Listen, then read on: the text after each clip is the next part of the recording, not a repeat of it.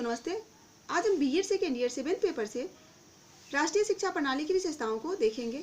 अगर आपने मेरे चैनल को सब्सक्राइब नहीं किया, सब्सक्राइब करें। सब्सक्राइब करके आप मेरे से जुड़ जाते हैं। तो देखते हैं इसके अंतर्गत शिक्षा संरचना, राष्ट्रीय अस्मिता की सुरक्षा, समानता के उद्देश्य, शिक्षा का न्यूनतम स्तर, उच्च शिक्षा, सार्वजनिक साक्षरता, शिक्षा का पुनर्निर्माण को देखेंगे।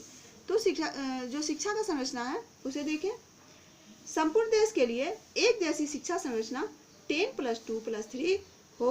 प्रारंभिक 10 वर्ष की शिक्षा में 5 वर्ष का प्राथमिक स्तर, 3 वर्ष का उच्च प्राथमिक स्तर, 2 वर्ष का हाई स्कूल की शिक्षा हो।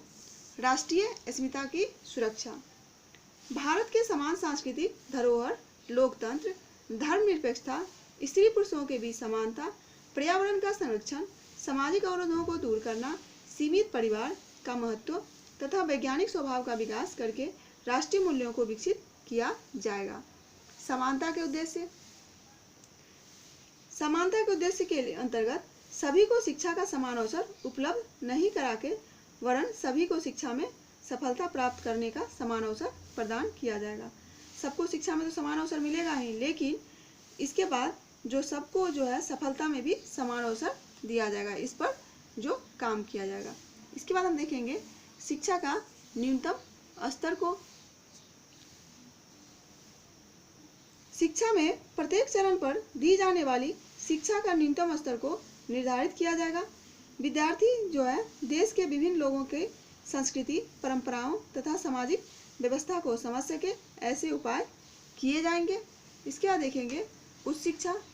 जो छात्र उच्च शिक्षा प्राप्त कर रहे हैं उनके लिए सामान्य उच्च शिक्षा और तकनीकी उच्च शिक्षा प्राप्त करने के लिए प्रत्येक छात्र को बराबर के मौके दिए जाने की व्यवस्था की जाएगी। सामान्य उच्च शिक्षा और तकनीकी उच्च शिक्षा, ये दोनों प्रकार के जो छात्र उच्च शिक्षा प्राप्त कर रहे हैं तो दोनों को बराबर का मौका दिया जाएगा। साथ ही एक क्षेत्र से दूसरे क्षेत्र जाकर अध्ययन करने की सुविधा दी जाएगी।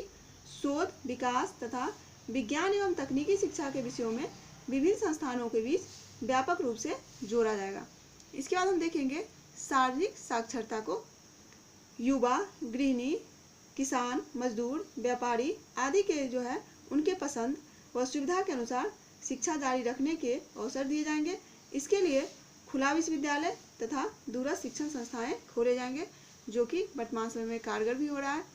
उसके बाद है शिक्षा का पुनर्निर्माण को देखेंगे। शिक्षा के पुनर्निर्माण के लिए साधन जुटाने का दायित्व समूचे राष्ट्र पर होगा।